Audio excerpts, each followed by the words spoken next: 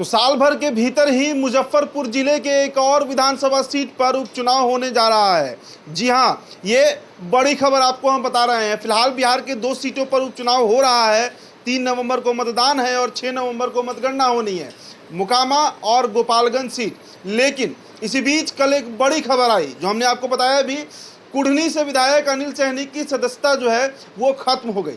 और बोचहा में चुनाव हुआ था अभी कुछ ही दिन पहले, मतलब इस साल हो सकता है कि कुढ़नी में जो उपचुनाव हो गए, क्योंकि सीट खाली हो गई है, तो उसका भी ऐलान कर दिया जाएगा। आपको बता दें कि शुक्रवार को बिहार विधानसभा सचिवालय ने जैसे ही अनिल सहनी की सदस्यता समाप्त की और उसका नोटिफिकेशन जारी हुआ, उसके बाद से ही सियासत जो है वो गर्मा गई। कई ऐसे दावेदार हैं जो सामने आने लगे कि चुनाव तो भाई मैं ही लड़ूंगा। यानी कुढ़नी में भी जो राजनीति है विधानसभा उपचुनाव को लेकर, वो अब तेज हो चुकी है। आपको बता दें कि 2020 के विधानसभा चुनाव में कड़ी टक्कर में राजद से महज 712 वोट से हारी भाजपा इसका बदला लेने के लिए बेताब है। तो राजद भी जो है वो सीट छोड़ना नहीं चाहेगा। इन दोनों के बीच पूर्व मंत्री और जदयू नेता मनोज कुशवाहा की दावेदारी से तय है कि आने वाले समय में राजनीति और गरमाएगी। पिछले साल में एनडीए में रही जदयू अब राजद के साथ महागठबंधन में है। यदि राजद का सीट पर दावा बरकरार रहता है तो फिर मनोज कुशवाहा उनकी राह में बड़ा रोड़ा बन सकते हैं।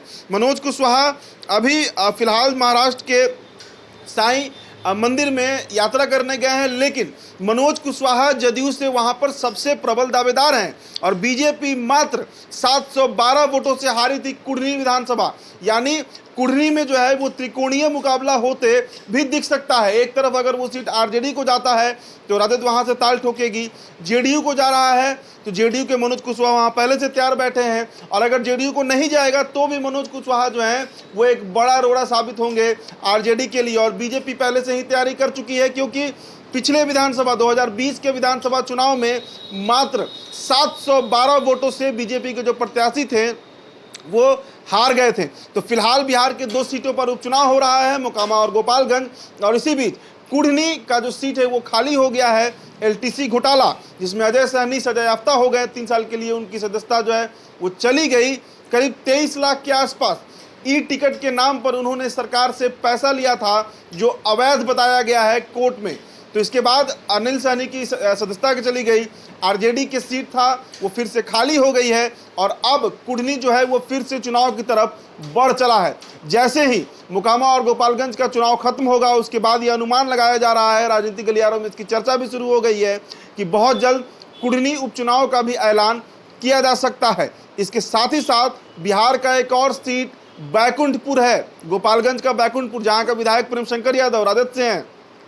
उनका भी योग्यता पे सवाल पर जो हलफनामा उन्होंने चुनाव आयोग को दिया था, उसमें केस चल रहा है। जो पूर्व विधायक मिथिलेश कुमार तिवारी हैं, उन्होंने बजाते पटना हाई कोर्ट में इसको लेकर केस किया हुआ है। तो बैकुंठपुर का क्या होगा ये भी जल्द पता चल जाएगा, लेकिन कुढ़नी में तय है कि उपचुनाव होने जा रहा है। फिलहाल इस खबर में इतना ही। आप बने रहिए द बिहार टॉप के साथ। मेरा नाम उदित तारण है। बहुत बहुत शुक्रिया।